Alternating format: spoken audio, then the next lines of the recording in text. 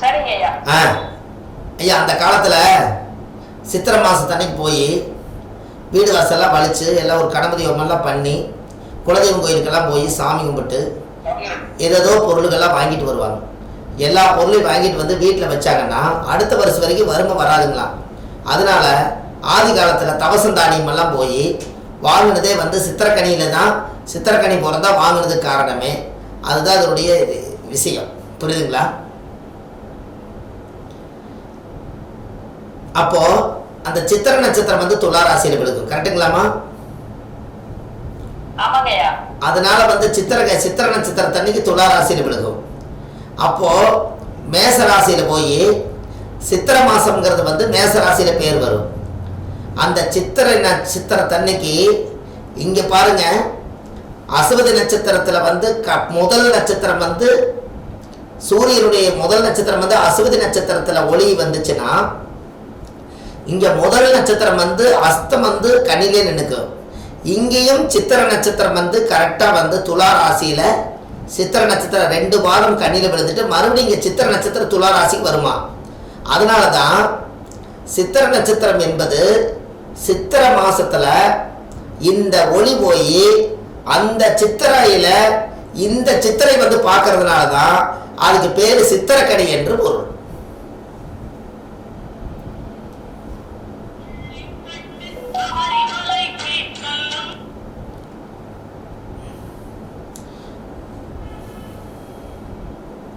ஐயா உங்களுக்கு புரியுதா? ஐயா போன வாரமே நீங்க சொல்லிருக்கலாமே, இந்த வாரத்துல நாங்க ஏதாவது ஏற்பாடு பண்ணி வாங்கினோம். என்னங்க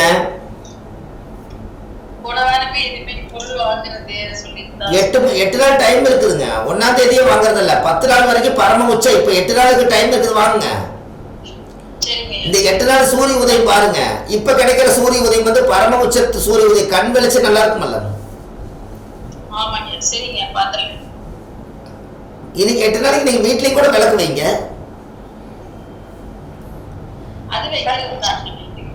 8 நாளைக்கு நீங்க வீட்டுல வைங்க. 8 நாளைக்கு நீங்க வீட்டுல வச்சீங்கன்னா 8 நாளைக்கு சூரிய ஒளி உங்க வீட்டுக்குள்ள வர்ற மாதிரி கரு வளர்ச்சியா இருக்கிறதுனால அடுத்தடுத்த லெவலுக்கு நீங்க வந்துருவீங்கல்ல. முதல் நாள் வந்து சித்திரை 1 முதல் நாளுங்கய்யா சூரிய உதயத்தின் போது கொஞ்சம் சூடம், அந்த பக்தி, சாம்பிராணி இதெல்லாமே வந்து சூரியனுக்கு காட்டி காலையில வணங்கினங்கய்யா. நீங்க சொல்லும் போது உங்களுக்கு நம்ம செஞ்சுட்டோமோ அப்படிங்கிற மாதிரி எனக்கு தோணுதுங்கய்யா. ரொம்ப ரொம்ப நன்றிங்கய்யா. நீங்க சொன்னது கேட்டதப்போ நம்ம செஞ்சதுக்காக ரொம்ப நீங்க சொன்ன வார்த்தைகள்ல இது எல்லாமே உண்மை இருக்குங்கய்யா. அதான் ரொம்ப சந்தோஷம். என்னன்னா நட்சத்திரத்துக்கு ஒரு சித்திரை பிறக்கிறது, மாசத்துக்கு ஒரு சித்திரை பிறக்கிறது. இந்த நாள்ல மட்டும்தான் சித்திரைக்கு பேர் வரும். பாருங்க, மேசத்துக்கு என்ன மாசம்னு கேட்டா சித்திரைம்பீங்க. துலா ராசியில அதோட ஒளி எது மேல ஃபர்ஸ்ட் படுதுன்னு பாத்தீங்கன்னா சித்திரையிலம்பீங்க. அப்ப நட்சத்திரத்துக்கு சித்திரை மாசம் வரும், சித்திரை நட்சத்திரம் வரும். அந்த மாசத்துக்கும் சித்திரை மாசமா வரும். 2 சித்திரையும் ஒரே டயத்துல ஜாயின் ஆகக்கூடியது இந்த மாசம் மட்டும்தான். அதனாலதான் அது சித்திரக்கனி என்று பொருள். கணிச்சிருக்கிறாங்க, கணிதம் பண்ணினதுனால அது கணிதம் தான் சித்திர கணிதம். அதனால சித்திரக்கனின்னு காலப்போக்கில் பெயர் சுருக்கிட்டாங்க. அதனாலதான் அந்த தனிக்கு வந்து பூமாதேவியிலிருந்து சூரிய ஒளி வந்து வளர்ச்சியா இருக்கிறதுனால பழம், பூ, கனி எல்லாமே வளர்ந்து போனதுனால அதுகளெல்லாம் வச்சு இந்த தாவரம், மரங்கள், செடி கொடிகள் எப்படி படர்ந்து பாசமா நம்மளோட நிழல் கொடுத்து சந்தோஷமா வாழுதோ அந்த தாவரத்தினுடைய பொருள்கள் எல்லாம், பழங்கள் எல்லாம் வாங்கி வச்சு அந்த இடத்துல வந்து சுக்கிரனுடைய ஒளி வந்து படுறதுனால, சுக்கிரன் என்பது துலா ராசி, மேசத்திலிருந்து ஒளி போய் சுக்கிரனுக்கு காசு படுறதுனால அந்த பழங்கள் மேல கொண்டு போய் பணத்தை வச்சு அந்த கனிகளை எல்லாம் வச்சு அந்த சூரியன் என்பது கண் வெளிச்சத்தை போய் காலையில சூரிய உதயத்துல யார் முகத்திலையும் முழிக்காம இந்த கனியுடைய முகத்துல முழிங்க. இந்த கனி போல உங்களுடைய மரத்தில் இருக்கக்கூடிய அத்தனை தாவரங்கள் வளர்ந்தது போல நீங்க வளர்வீங்கக்காகத்தான் ஆதி காலத்துல சித்திரக்கனி என்று பொருள். அது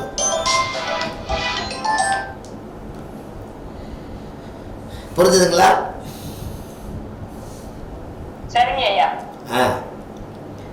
அப்ப இதெல்லாம் நீங்க தெரிஞ்சுக்கிட்டா இனிமேல் உங்களுடைய காலத்துல இது எல்லாமே நாளைக்கு நீங்க வந்து ஏதாவது ஒரு விஷயத்த ஒரு மாநாட்டில் போயோ ஒரு ஜோதிட கருத்தரங்கத்திலேயே போயோ நீங்க இது எல்லாம் இந்த மாதிரி விஷயங்களை எல்லாம் நீங்கள் தனிச்சு நீங்கள் தனியாக நீங்கள் பேச ஆரம்பிச்சீங்கன்னா உங்களுக்கு நல்ல பேர் கிடைக்குமல்ல.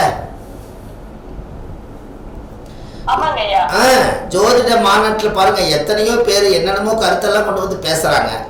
நீங்களும் இந்த விஷயத்துக்கெல்லாம் கத்துக்கிட்டா நீங்களும் ஒரு இடத்துல போய் பேசும்போது அந்த பேரு புகழ் உங்களுக்கு வந்து சேருமல்ல. நீங்க யாராவது ஒருத்தர் ஜாதகம் பார்க்க வந்தா ஆதி காலத்துல முன்னோர்கள் வாழ்ந்து பொழைச்சதுடைய சந்தோஷங்கள் இப்ப இல்லாதனால அவங்களுக்கு நேர காலம் சரியில்லைனாலோ மனம் பாதிக்கப்பட்டா தான் நம்ம கிட்ட ஜாதகம் பார்க்க வருவாங்க. அப்ப அந்த ஜாதக கட்டத்தை எடுத்து நீங்க முன்னோர்களை பத்தி நினைச்சு சாமி கும்பிட்டு, நீங்க ஒரு விளக்க பார்த்து சாமி கும்பிட்டு, ஒரு பத்தி பொருத்தி அந்த ஜாதகத்தை காமிச்சு, என்னுடைய குருமார்கள்லாம் இந்த இடத்துல வந்து முன்னாடி நின்றோன்னு நினைச்சிட்டு நீங்க நினைச்சாலே அங்க எல்லாரும் வந்து நின்றுவாங்க. ஜாதகம் பார்க்க வந்தவங்களுக்கு பலரை லட்டு லட்டா நீங்க சொல்லி அந்த பேரு உங்களுக்கு கிடைச்சிடும். அதனாலதான் அந்த காலத்துல இதெல்லாம் சாமி பத்தி பாட்டெல்லாம் பாடி அப்புறம் தான் ஜோசியத்தை ஆரம்பிப்பாங்க. ஒரு 10-20 துதிகள் சொல்லுவாங்க. எதுக்கு சொல்றாங்க அப்படின்னா, இந்த ஜாதகத்தை நான் கணிச்சு நான் ஓப்பன் பண்ணி பார்க்க போறேன், இந்த ஜாதகத்தில் இருக்கக்கூடிய குடும்ப பிரச்சனையெல்லாம் என்னோட ஞானத்துல எல்லா மூதாதிகளும் உட்கார்ந்து இவருக்கு வாக்கு பிரித்து சொல்லணும், வாக்கு பழிக்கணும்னு சொல்லி இவங்க சாமியே பாடி பாடி பாடி பாடி இவங்க உடம்புல பூராமே பரவி அந்த ஒரு உருவேறிய உடம்பு. அந்த உருவேறிடுச்சுன்னா அந்த சக்தி தான் அவங்க வாழ்க்கையில ஒரு மிகப்பெரிய ஒரு அசுர சக்தி. அதனால அவங்க ஜாதகத்தை எடுத்து வச்சாலே கட கட கட கட கட நீங்க தொழிலை பத்தி கேட்க வந்தீங்க, வீட்டை பத்தி கேட்க வந்தீங்க, குழந்தையை பத்தி கேட்க வந்தீங்க, ஆயிலை பத்தி கேட்க வந்தீங்க, மரண பயத்தை பத்தி கேட்க வந்தீங்க, இதுகளுக்கெல்லாம் என்னென்ன திசா புத்தியில இது நடக்குன்னு டக்கு டக்குன்னு சொன்னதுக்கு காரணமே அந்த காலத்துல முன்னோர்கள் எல்லாம் பாரம்பரியமா அந்த ஒரு சில மந்திரங்கள் இருக்கு, அதை சொல்லி சொல்லி பாராயணம் பண்ணி வச்சதுனாலதான் ஜாதகத்தை எடுத்த உடனே டக்கு டக்குன்னு அவங்களால சொல்ல முடியுது. அவங்களோட மூளையோ அவங்களோட சக்தியோ அவங்களோட பவரோ நம்மளுக்கு கொஞ்சம் கிடைக்கணும்னா அவங்க படத்தைவோ அவங்க போட்டாவோ எடுத்தும் கூட நம்ம தொழில் செய்கிற இடத்துல வச்சோம்னா அவங்களோட ஆசீர்வாதம் கிடைக்கும். அப்படிங்கிறதான் அதோட விதிவிலக்கு. இப்படியெல்லாம் நீங்கள் வந்து பார்க்கணும். எப்பவுமே நீங்கள் ஆஃபீஸில் ஜாதகம் பார்க்க வரும்போது டெய்லி ஒரு எலுமிச்சம்பழத்தை இந்த ஒரு நாளை அறுத்து அதில் ஒரு குங்குமத்தை வச்சு ஒரு கற்பூரம் பொருத்தி வச்சு, எப்பவுமே நம்ம ஆஃபீஸில் உள்ளுக்குள்ளே நம்ம சேரு, நம்ம கல்லாப்பெட்டி, நம்ம டேபிளு எல்லாத்துக்கும் ஒரு 3 சுற்று சுற்றி, நம்ம கம்ப்யூட்டர் இருந்தால் கம்ப்யூட்டருக்கு 3 சுற்று எல்லாம் சுற்றி முடித்து வெளியில் போய் நம்மளோட நிலவு வாகனத்தை போய் 3 தடவை சுற்றி அதை கொண்டு போய் வெளியில் போய் அந்த சூடத்தை அந்த வாசப்படியிலே போட்டுட்டு 4 மூலையிலையும் போய் இந்த எலுமிச்சை பழத்தை 4 பக்கம் வீசிட்டு வந்து தொழில உட்கார்ந்தீங்கன்னா நேத்தைக்கு நெகட்டிவா வந்து ஜாதகம் பார்த்து அழுது உழம்பி துன்பப்பட்டு போனவங்களுடைய உடல் எல்லாம் போய் புது பாசிட்டிவ் எனர்ஜியா வந்துடும். இப்ப உங்களுக்கு புரியுதா?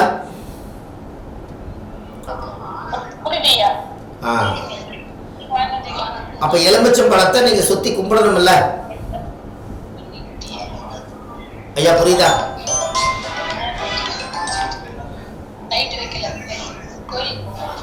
ஐயா எல்லாம் வீட்டில் போடுங்க ப்ளீஸ்.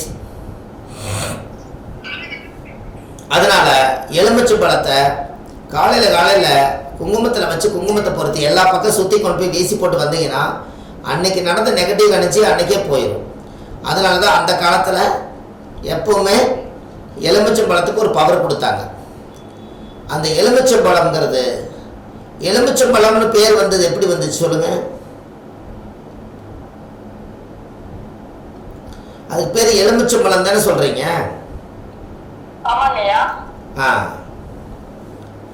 அது என்ன எலுமிச்சை பழம்னா என்னங்க? பழத்துக்கு பேரு எலுமிச்சை. அது எலுமிச்சைன்னு எப்படி கொண்டு வந்தாங்கன்னு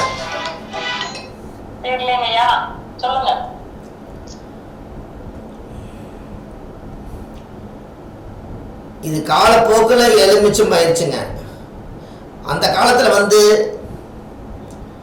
காலத்துல எலுமிச்சம் பழம் யாரெல்லாம் வீட்டில் வச்சிருக்காங்களோ அவங்க வீட்டில் காசு தங்கும்.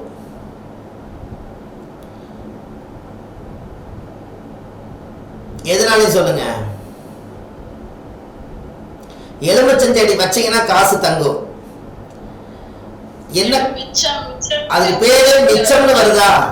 எவ்வளவு சம்பாதிச்சாலும் கடைசியில் மிச்சம் எவ்வளவுன்னு சொன்னீங்கல்ல, அது வந்து எலுமிச்சம்னு தான் பேர் வருது. அதனாலதான் எலுமிச்சம் பழத்துல விளக்கு போட்டாங்க. அதே எலுமிச்சம்னு வருது. மிச்சம் ஆகிறது பூராமே எலுமிச்சம். அதனாலதான் எலுமிச்சம் செடி வைப்பாங்கன்னு. புரியுது உங்களுக்கு? அப்ப நீங்க எப்பவுமே கல்லாப்பெட்டியில எலுமிச்சம் பழத்தை ஒன்று கொண்டு வந்து தண்ணியில் அலசி சாம்பிராணி பூவை போட்டு அதுக்கு ஒரு பொட்டு சந்தனம் வச்சு ஒரு வெத்தலை பாக்கு வச்சு டெய்லி காலையில் எலுமிச்சம் பழத்தை ஒரு 2 நாள் 3 நாளைக்கு ஒரு ஒரு ஒரு தட்டுக்குள்ளே உள்ளே வச்சு கல்லாப்பெட்டியில் வச்சுட்டிங்கன்னா, அதே கல்லாப்பெட்டியில் பணமும் வச்சுருந்தீங்கன்னா அதுவும் எலுமிச்சை இதுவும் எலுமிச்சை. அதனால அது காலப்போக்கில் 7 மிச்சை. புரிஞ்சுங்களா உங்களுக்கு? 7 தான், அது 7ன்னு வந்துருச்சு. காலப்போக்கில் 7 மிச்சை. 7 மிச்சைன்னு என்னங்க? லக்கணத்துக்கு 7ஆம் இடம் தான் மனைவி. அந்த காலத்துல நாம்பி மிச்சப்படுத்தினவங்க 7 மிச்சம் தான். காலப்போக்கில் அது 7 மிச்ச. அதானே?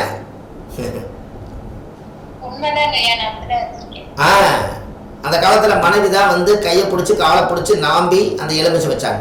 அதனால நீங்க கல்லாப்பெட்டியில எலுமிச்சை பழம் வச்சீங்கன்னா உங்களுக்கு யாராவது ஒருத்தர் தீங்கு நினைச்சிட்டு வர்றது இந்த எலுமிச்சை பழம் காமிச்சு கொடுக்கும். இருக்கிற கனியிலேயே ராஜகனி எலுமிச்சம் தானே. இதை செஞ்சீங்கனாலே உங்களுக்கு ஆட்டோமேட்டிக் அது வேலை செய்யுங்கன்னு. புரியுதுங்களாம்மா?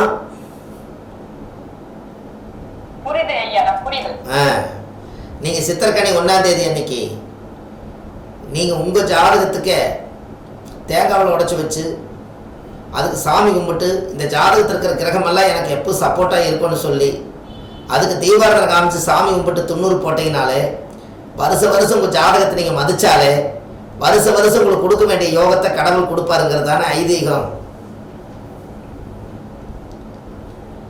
கரெக்டுங்களா?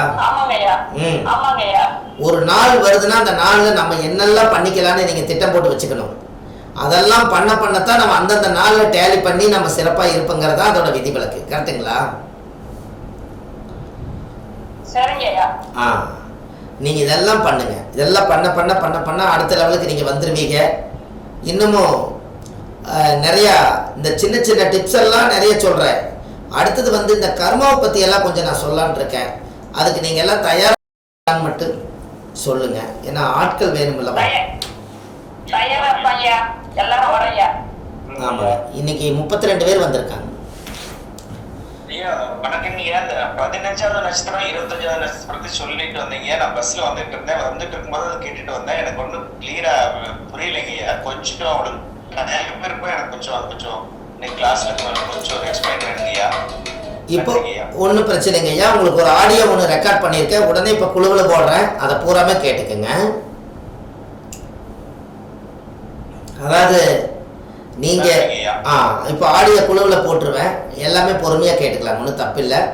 அடுத்த வாட்டி உங்களுக்கு வந்து அதாவது ஒரு ஜாதகத்தை பார்த்த உடனே இன்ன கர்மாவோட தான் இவங்க மாட்டியிருக்காங்க, இன்ன தோஷத்தினால தான் இவங்களோட வாழ்க்கை கஷ்டமா இருக்குது, இந்த பிறவி எடுத்ததுக்கு இந்த பரிகாரம் பண்ணாதான் இவர் வாழ்க்கையில எந்திரிப்பாருங்கிறத கிட்டத்தட்ட ஒரு 4-5 கிளாஸ் முடக்கு ராசியை பத்தி கர்மாவையும் உங்களுக்கு 27 நட்சத்திரத்தினுடைய ஆலயங்களுடைய குணாதிசயங்களும் அதனுடைய சக்திகளும்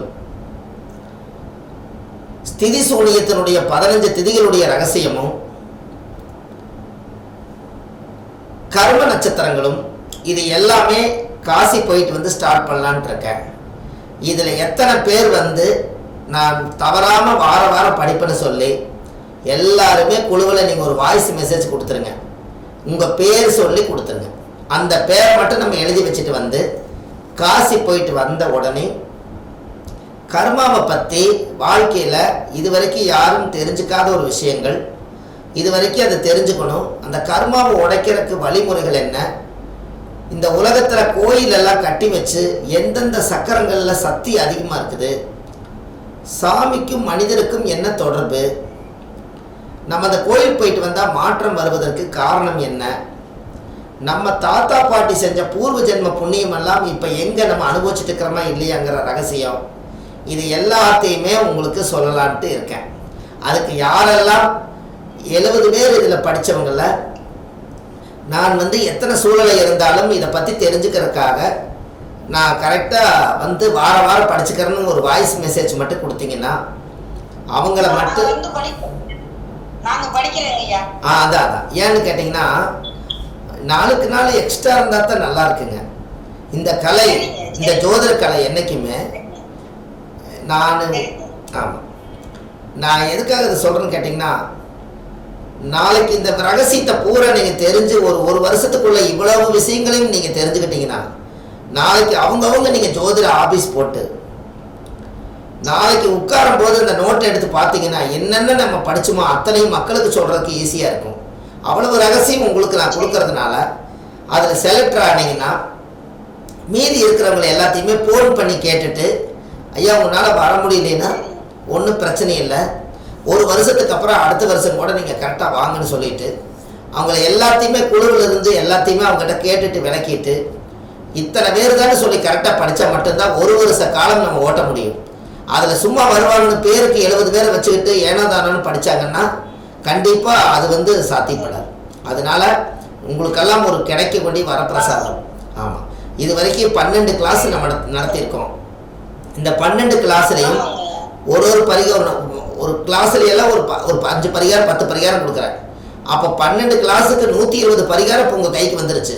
அப்போ ஒரு வருஷத்துக்குள்ள உங்ககிட்டயே கிட்டத்தட்ட 500 பரிகாரம் கையில் வந்துடும். இது எங்கே கிடைக்கும்? அதனால கரெக்டாக குழுவில் வந்து அவங்க ஒரு விளக்கத்தை போட்டு என்னால் படிக்க முடியாதுன்னு சொல்கிறவங்களும் வெளியில் வந்துட்டாங்கன்னா எனக்கு முடியாதுங்க அப்படியே சொல்லிட்டாலும் அவங்கள குழுவில் இருந்து வெளியே எடுத்துட்டு ஃப்ராங்காக நம்ம இத்தனை பேருக்கு மட்டும் சொல்லி கொடுத்து அந்த புண்ணியத்தை நீங்கள் வாங்கி உலக மக்களுக்கு போய் சேரட்டும். கரெக்டுங்களா? அப்பதான் நம்மளுக்கு இன்ட்ரெஸ்டா இருக்குங்க. ஏன்னா பாதி பேர் வல்லா படிக்கும்போது அவங்க மனசுக்குள்ள என்ன இருக்குன்னு தெரியாது. ஆர்வத்துல நிறைய பேர் உள்ள சேர்ந்துருவாங்க. பொருளாதார பிரச்சனையினாலையும் கூட வெளியே வராமல் இருப்பாங்க. அது எதுக்கு? நீண்ட காலம் இதை கொண்டு போகணும். அவங்களுக்கு அமைப்பு இருந்துச்சுன்னா கண்டிப்பாக நடக்கட்டும். இது ஆதிகால பரிகாரத்தினுடைய புக்கு பார்த்தீங்கன்னா இன்னைக்கு ஆயிரக்கணக்கான புக்கு வாங்கிட்டு போய் எல்லாரும் படிக்கிறாங்க. நம்ம ஐயா கூட படிக்கிறாருன்னு நினைக்கிறேன், சிவசாமி ஐயா. ஐயா நீங்கள் தான் கோயம்புத்தூர் ஐயா. ஐயா ஐயா நீங்கள் புக்கு வாங்கிட்டு போனீங்க, எப்படி இருக்குது? சூப்பரா இருக்குங்க ஐயா. 2-3 பேருக்கு சொல்லியிருக்கேங்க ஐயா, சக்சஸ்ஃபுல்லா பண்ணிட்டு வந்திருக்காங்க. ரொம்ப சந்தோஷமா. ஐயாலாம் அவர் வயசுக்கு நம்ம ஆஃபீஸ்க்கே வந்து அவர் பார்த்தோன்னே டக்குன்னு அசந்து போயிட்டு வந்து 2 கை எடுத்து கும்பிட்டு அப்படியே உட்காந்துட்டாரு. என்ன பார்த்தா ஐயா நீங்கள் நான் குழுவில் ஆஃபீஸில் இருக்கிறனால அது இதுன்னு ஒவ்வொருத்தருடைய மனசுக்குள்ள அவ்வளோ ஆதங்க. அந்த புத்தகம் வாங்குறக்கு புத்தகம் பிறக்குமா? புத்தகம் பிறக்குமா? புத்தகம்னா குழந்தை பிறக்கும், புத்தகம் பிறக்குமா? அதுபோல அதுபோல இருக்கா? என்னங்கம்மா?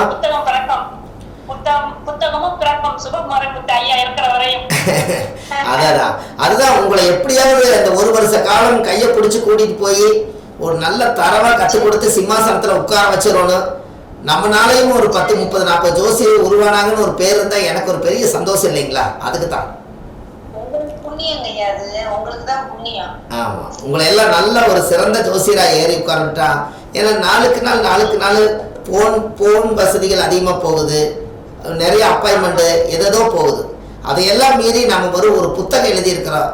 ஒரு ஆசிரியராக மதித்து அவரும் ஜோதிட வகுப்பு எடுத்து நல்லா சொல்லி கொடுத்தாருன்னு ஒரு பேர் இருந்துச்சுன்னா அதுவே எனக்கு பெரிய ஒரு வரப்பிரசாதம் இல்லைங்களா? அதுக்காகத்தான் உங்களை எப்படி நான் உங்களை கையில் பிடிச்சிக்கணும்னு நினைக்கிறேன்.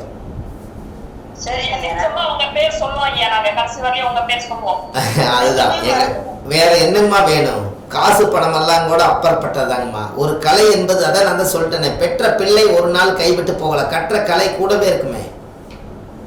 ஐயா இது வரைக்கும் எத்தனை குருகிட்ட படிச்சிருந்தாலும் உங்களுக்கு ஈடு இணையா யாருமே இல்ல. நான் ஜெயஸ்ரீ மேடத்திட்ட நான் சொல்லியிருக்கேன், நம்ம ஐயா தான்.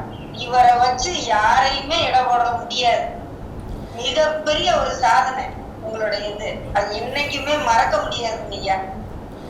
என்னைக்குமே எனக்கு உயிர் மறைஞ்சாலும் என் பிள்ளைங்க எல்லாம் உங்களை பார்த்துக்குவாங்க. அதெல்லாம் மறக்கதான் முடியாத ஒரு நம்மளால முடிஞ்சதுங்க. ஒரு சர்வீஸ் ஜோதிட சேவைன்னு ஒண்ணு இருக்குது. கண்டிப்பா ஜோதிட சேவையை அந்த மனித பிறவி எடுத்து செய்யணும். அதுதான் எல்லாத்துக்கும் நம்ம நினைக்க உங்களுக்கு வேற வருது இல்லை, அதே பெரிய புண்ணியம் தான். நீங்க சொல்லி கொடுத்தீங்க பாருங்க. எத்தனை ஜோதிடர் வந்தாலும் உங்க இடத்துல யாரையுமே வச்சு பார்க்க முடியாது. இது மனசார சொல்றேன், உள்ளன்போட உயிர்ல கலந்த உறவுங்க. இன்னைக்கு மறக்காது. ஆமாம், அதுக்கு ஒரு கலை கிடைச்சிருக்குது. நம்ம அதை வச்சு நம்ம பயன்படுத்திக்கலாங்க. ரொம்ப சந்தோஷமா இருக்குது. அதாவது எத்தனையோ மகான்கள் எல்லாம் ஜோதிடர்கள் எத்தனையோ இருக்கிறாங்க. நமக்கு கிடைச்ச வரப்பிரசாதத்தையே நம்ம மிஸ் பண்ணணும்.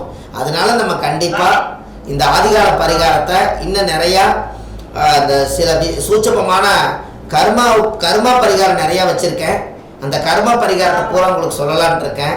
அந்த கர்மா பரிகாரத்துக்கு உண்டான ஆலயங்களுடைய சக்திகள் அது எல்லாமே நம்ம தெரிஞ்சுக்கணும் அப்படிங்கிற ஒரு ரகசியம் இது எல்லாமே நம்மளுக்குள்ளே இருக்குதுங்க. ஒரு சாதாரணமாக ஒரு அம்மாவுக்கு குழந்தை பாக்கியம் இல்லை.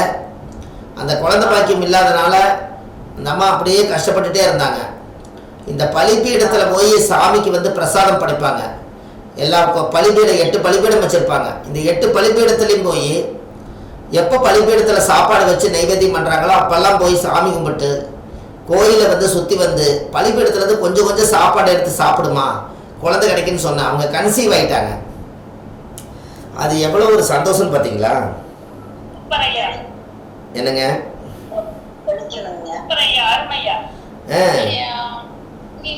எப்படி சொல்றீங்க? பலிபீடம் இங்க பாருங்க, அந்த குழந்தை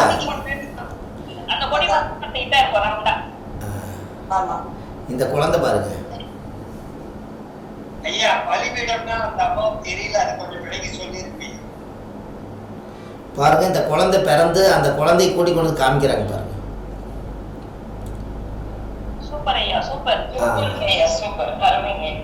இதாவது 3வது குழந்தை கிடைச்சிருக்குதுங்க. அதை கொண்டு வந்தாங்க. அதை ஒரு கையில் கொடுத்து வாங்கணும்னு சொன்னாங்க. அதை வாங்கியிருக்கேன் பாருங்க.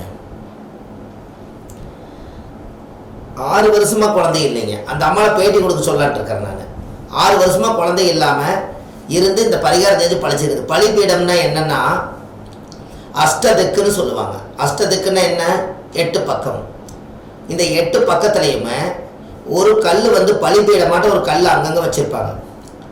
அந்த கல்லில் பலி கொடுக்குற இடம். அஷ்டதிக்கும் வந்து அஷ்ட பைரவர்கள் மாதிரி தெய்வங்களையே தாக்கக்கூடிய சக்திகள் இந்த வெளியில் பிரபஞ்சத்துக்கு உண்டு. அது இந்த பலிபீடத்தை அங்கங்கே வச்சுருப்பாங்க. அந்த பலிபீடத்துக்கு நைவேத்தியம் சாப்பாடு ஏதாவது வச்சுட்டாங்கன்னா இந்த அசுர தீய சக்திகளுடைய அமைப்பு இருக்கிறவங்க எல்லாம் தீய சக்திகள் காத்து கருப்பு பேய் பிசாது எது வந்தாலும் அப்படி ஏதாவது தெய்வத்தை அடிக்கணும்னு வந்தால் கூட இந்த பலிபீடத்துக்கு கண்ட்ரோலை தாண்டி வெளியே வராது, உள்ளே வராது. அப்போ சாப்பாடே உனக்கு ஏதாவது வேணாலும் கூட அதை தின்னுபட்டு போயிட்டே இருன்னு சொல்லி போட்டு அந்த 8 பக்கம் கொண்டு போய் சாப்பாடு போட்டு வந்துடுவாங்க. உருண்டையே சாப்பாடு வச்சுருவாங்க. அந்த பலிபீடம் அஷ்டத்துக்கு இருக்கிறதுனால அந்த முதல் அந்த 7-8 இடத்துலையும் போய் கொஞ்சம் கொஞ்சம் சாதம் எடுத்துகிட்டு வந்து கொஞ்சோண்டு சாதம், ரொம்ப எச்சா எடுக்க மாட்டேன், கொஞ்சம் சாதம் 8 பலிபீடத்தில் எடுத்துகிட்டு வந்து எனக்கு குழந்தை கிடைக்கணும், கரு உருவாகணும்னு சொல்லி சாமியோட கொடி மரத்துக்கிட்ட உட்காந்து அந்த பலிபீடத்தினுடைய சாதம் சாப்பிட்டாங்கன்னா அவங்க வயிற்றுக்குள்ள இந்த அஷ்டத்துக்கும் உள்ள கால பைரவர் மாதிரி அஷ்ட தோஷம் நிவர்த்தியாகி அவங்க சீக்கிரமாக அந்த கருப்பை பையில் வந்து அவங்களுக்கு சீக்கிரமாக கரு உருவாயிரும். அதுக்கு காரணமே காலச்சக்கரத்துக்கு மேசம் என்பது முதல் வீடு. மேச தலை, ரிஷப கழுத்து, மிதுன தோள்பட்டை, கடக மார்பு, சிம்ம வயிறு, கன்னி இடுப்பு, துலாம் சிறுநீரகம், விருச்சிகம் கர்ப்பப்பை ப்ளஸ் ஆசன வாயு. அப்போ ஆசன வாயு ப்ளஸ் கர்ப்பப்பை. அப்போ கர்ப்பப்பையை குறிக்கிற இடம் வந்து விருச்சிகமாக இருக்கிறனால காலச்சக்கரத்துக்கு அது 8வது வீடாக இருக்கிறனால 8 என்பது அஷ்டமமாக இருக்கிறனால 8 பலிபீடத்தில் போய் சாப்பிட்டு வந்தால் அந்த கர்ப்பப்பையில் குழந்தை உருவாகுங்கிறது ஆதிகால பரிகாரம் கூறுது. எப்படி?